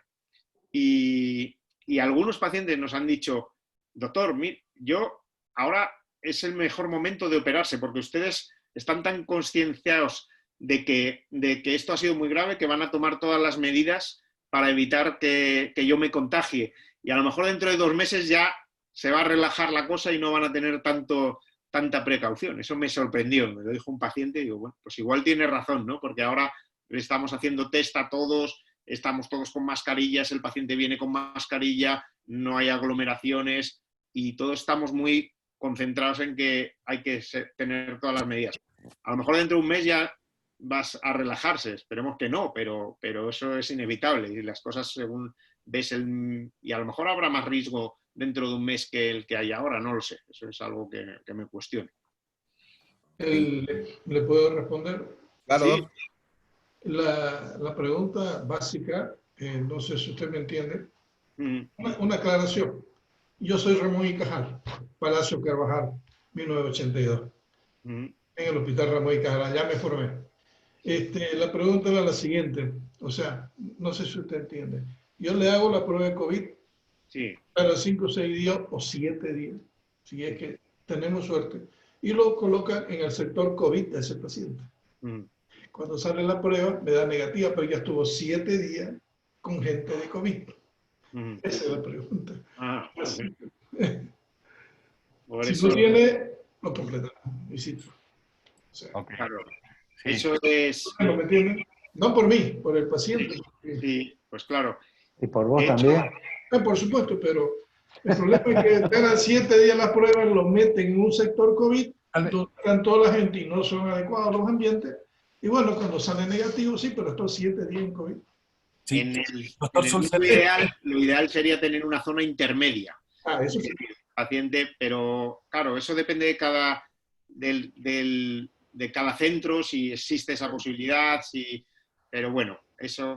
Nuestros hospitales no son como... Doctor Sulzer, yo le preguntaría a Cristian, porque Cristian, si bien trabaja en un hospital público, conoce muy bien toda la salud conoce muy bien la salud pública en Perú. ¿Qué están haciendo en Perú en hospitales públicos que están congestionados como el nuestro y las realidades son parecidas? A diferencia de Europa, ¿no? Bueno, la salud pública prácticamente no... A ver, para más o menos entender nuestro sistema de salud, es un sistema de salud que no está integrado, es decir, tenemos diversos sistemas de salud en un solo país, es decir, tenemos hospitales de las Fuerzas Armadas, tenemos los hospitales del Ministerio de Salud, tenemos los hospitales de la Seguridad Social y tenemos algunos hospitales públicos municipales, es decir, tenemos 4 sistemas de salud que en teoría están trabajando hoy bajo la normativa del Ministerio de Salud. Prácticamente en 90% de los hospitales nacionales, llámese hospitales del Ministerio y hospitales de la Seguridad Social, prácticamente todos han sido convertidos a hospitales COVID y la demanda de atención de otras patologías ha sido bastante o está siendo bastante desatendida. Entonces probablemente eso, y ya lo pensaba y lo comentaba con algunos amigos semanas atrás, pues probablemente sea un gran problema, puesto que hay una gran población de pacientes crónicos que están siendo desatendidos.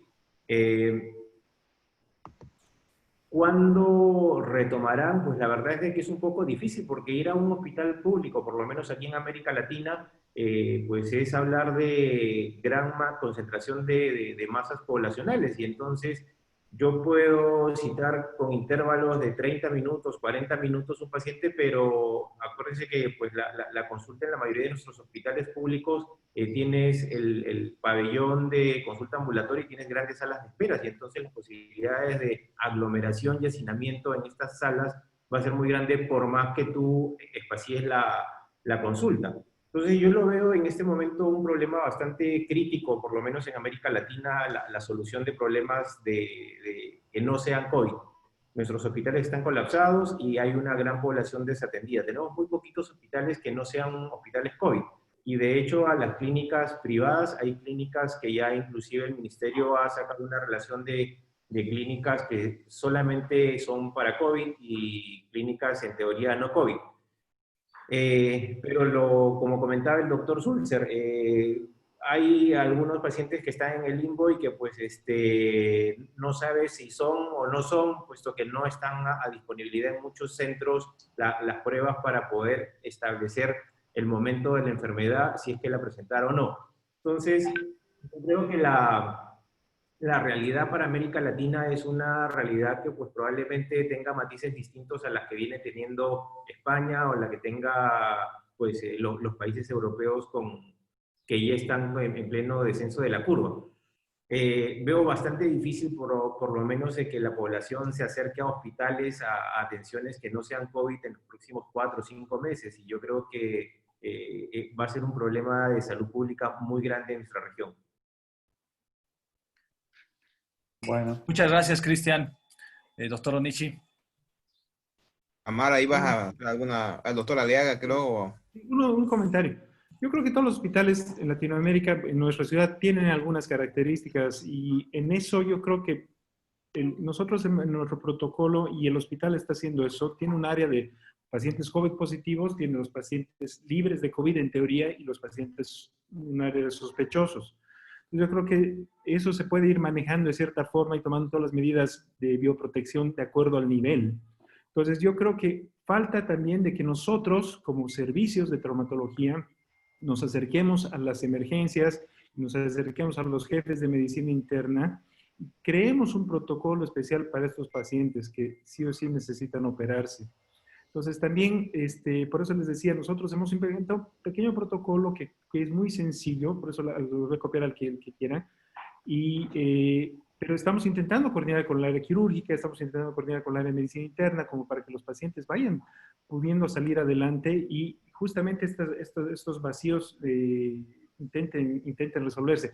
Obviamente, sé que muchos de nosotros por miedo y tal vez por la falta de una experiencia ante algo nuevo, tenemos también mucho miedo de contagiarnos, como dice el doctor, pensamos que ya todos somos positivos y que cualquier rato nos puede pasar algo, pero en realidad, tomando las medidas de bioprotección, deberíamos seguir trabajando, y creo que por el bien de nuestros pacientes tenemos que hacerlo de esa forma. O sea, tiene que haber una coordinación entre los servicios de traumatología, medicina interna y emergencias, para que estos pacientes no queden en el limbo, no queden flotando y sin resolución de sus problemas.